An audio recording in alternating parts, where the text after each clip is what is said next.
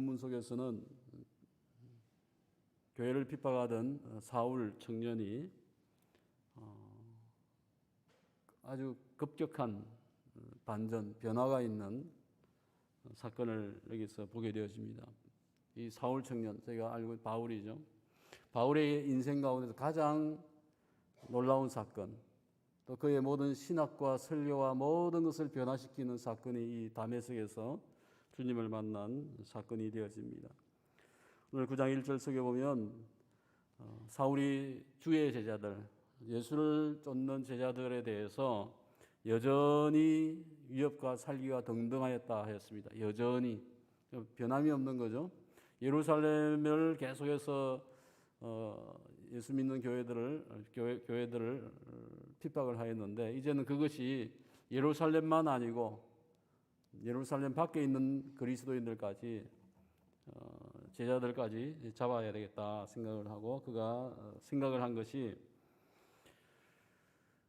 제사장에게 요청하여서 저 다메섹에 지금 예수의 추종자가 많이 있는데 그들을 붙잡아 오고자 하는 생각을 하였고, 그래서 그것을 위해서 이제 자기에게 권리가 없으니까 추천서를 써달라고 하여서 그것을 이제 가지고, 공문을 가지고 이제 다메섹을 가고자 하는 계획이 있었습니다. 그래서 그 공문을 가지고 다메섹으로 올라가는데요. 다메섹에는 이제 회당이 있었습니다. 회당은 아시죠? 예루살렘에도 있고 유대인이 함께 모여서 예배하고 제사를 지내는 장소는 아니지만은 설교를 하고 성경을 배우고, 오늘 저희 교회와 비슷한 형태죠. 교회가 이 회당의 모습을 본받아서 지금 이런 교회 모양을 가지듯이, 그 당시에 초기에 예수님의 수종자들도 이 회당에서 모임을 했다고 하는 것입니다. 유대인들과 예수를 믿는 추종자가 함께 섞여서 회당에 있었던 것이죠.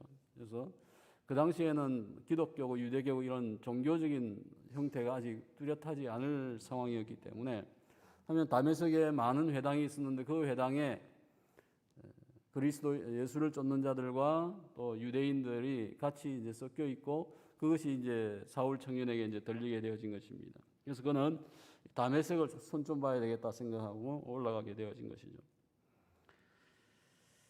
3절과 4절 속에서 보게 되어지면 사울이 다메섹을 가까이 가는 길 위에서 갑자기 어떤 음성을 듣습니다. 주의 음성을 듣고 하늘로서 빛이 그를 둘러 비추었다라고 성경은 이야기하고 있습니다.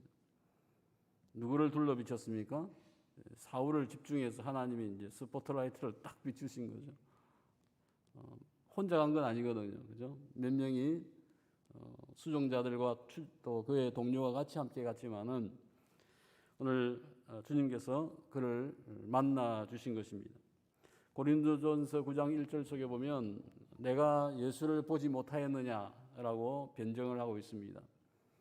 오늘 이 사건, 다메섹에서 그가 그 빛 가운데 둘려 있으면서 주님을 만나는, 주님의 영광을 만나는 순간이었습니다. 하지만 그는 저분이 누군지 몰랐던 거죠. 또 음성이 들려오기를 질문을 합니다. 네가 어찌하여 나를 박해하느냐라고 예수님께서 지금 사울에게 이제 질문을 합니다. 사울은 뜬금없죠. 저기에 지금 자기가 보고 있는 저분이 내가 만난 적도 없는데 어떻게 박해를 했다고 하느냐. 오늘 이 표현 속에서 예수님께서는 무엇을 이야기합니까? 너가 지금 교회를 핍박하고 있는 것인데 그것이 곧 나를 핍박하는 것이다. 예수님은 교회의 어려움과 고통을 나의 고통과 아픔이다, 교회의 기쁨을 나의 기쁨이다라고 여기고 계신다고 하는 것을 기억해야 합니다. 때문에 왜 너가 나를 핍박하느냐라고 이야기를 한 것이죠. 주님께서는 자신의 교회의 사역을 위하여서 지금 직접 나타나셔서 사울을 꾸짖고 있는 것을 보게 되어집니다. 5절 말씀 속에서 사울도 질문을 합니다. 주여 누구시니까? 당신이 누구이십니까? 분명히 사울은 빛 가운데 둘러서 자기를 집중하며 나타나신 그분이 단순한 인간은 아닌 것은 분명히 알죠. 어떤 신적인 존재인 것은 알지만은 아직은 저분이 누군지 모르겠는 거예요. 그래서 주여 누구십니까 하니까 예수님께서 답을 합니다. 나는 너가 박해하는 예수이다. 예수님께서 내가 예수다.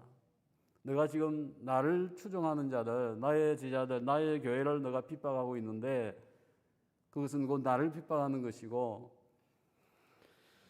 그렇게 말씀하시고 나서 또 한 가지 명령을 합니다. 이제 시내로 가서, 다메섹 시내에 가서 너가 행할 것을 너에게 이를 자가 있을 것이다. 거기 가서 기다릴 것을 이야기하고 있습니다. 아직은 사울이 전말을 알지 못한, 이게 어찌 된 것인지 알지 못하는 상황 속에서 분명한 것은 내가 지금 뭔가 큰 잘못을 하고 있고 내가 지금 착각을 했다고 하는 것을 그가 분명히 깨닫게 되어질 것입니다. 또한 신적인 존재가 하나님이 자기를 만나 주었다고 하는 것을, 찾아왔다고 하는 것을 그가 깨닫고 있었을 것이고, 또 자기가 행하는 모든 것이 잘못되었구나. 내가 하나님을 위한다고 무엇인가 열심히 했는데 보니까 그것이 하나님을 위한 것이 아니고 주님을 박해하는, 하나님을 박해하는 것이었다라고 하는 것을 깨닫기 시작하게 되어집니다.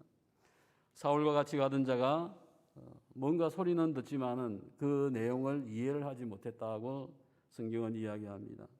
8절과 9절 속에 보면 그 이후에 큰 빛을 보고 나서 사울은 어떤 상태가 되어집니까? 눈은 떴으나 아무것도 보지 못하고 사람들 손에 끌려서 다메섹에 올라갑니다. 그래서 사흘 동안 보지도 못하고 먹지도 못하는 상태가 되어졌다라고 이야기합니다. 엄청난 충격이었고, 누구일까? 어떤 사건일까? 자기 생애 처음 이런 상황을 겪었으니까요. 또 한편에는 그 이후에 그가 앞을 보지 못하고 눈은 뜨지만은 앞을 볼 수 없는 상황이 되어졌고, 그 엄청난 충격 속에서 식음을 전폐하는 상황에 이르게 되어집니다. 나중에 보면 성경에 보면 그 사울의 눈에 이제 비늘이 있었다고 했죠. 비늘, 그죠? 그것은 단순하게 이제 물고기의 비늘이 아니고 피부 조각을 이야기합니다. 그래서 어떤 새로운 피부의 조각이 그의 눈을 덮었고 그가 앞을 볼 수 없었다고 하는 것인데, 어쨌든 오늘 사울의 모습 속에서 저희는 무엇을 보게 되어집니까? 제사장의 추천서를 가지고 예수의 추종자를 잡기 위해서 올라갔습니다. 하지만 그는 자기 발로 다메섹에 가지 못하죠. 남의 손에 이끌려서 가는 신세가 되어집니다. 나 자신이 강하다고 생각했는데 권세 있는 자라고 생각한 거죠. 제사장의 추천서를 가지고 이 다메섹에 한번 가보자, 완전히 맛을 보여주겠다라고 생각했지만은 그는 하나님의 편에 서 있지 않았습니다. 예수님을 만나고 나서 그의 모든 계획과 그의 가치관이 풍비박산이 나게 되어집니다. 오늘 그의 착각은 무엇입니까? 자신이 아는 신학의 잣대와 자기의 어떤 젊음과 열정을 가지고 사람을 공격하고 죽이기조차 한 것입니다. 예수를 믿는다고 하여도 제가 예수님을 믿으면서 남을 죽여야 한다, 죽일 정도의 나의 신앙을 가지고 있는 것은 굉장히 위험한 것이죠. 강한 척하였지만 실제는 그는 연약한 자였습니다. 나는 의인이다라고 생각했지만 실제는 주님 앞에서 죄인이었고 주님을 핍박하는 자였다 하는 것을 성경에서는 이야기합니다. 하나님을 위한다고 생각했지만 그는 하나님을 대적하고 핍박하고 있었습니다. 다메섹에서 주님이 나타나 줬지만은 그분이 누군지 몰랐습니다. 그래서 누구십니까? 라고 질문을 하였죠. 오늘 저희들도 우리의 삶 속에서 늘 주님 앞에서 겸손하여야 합니다. 나의 신앙이 어떤 수준에 있든지 어떤 믿음이 있든지 늘 주님 앞에서 주님 누구십니까? 라고 질문을 할 수 있어야 합니다. 말씀을 읽을 때에, 기도할 때에 주님을 늘 아는 것이 필요한 것이죠. 주님을 알며 주님의 뜻을 거스르지 않는 우리의 삶이 되어야 할 것입니다.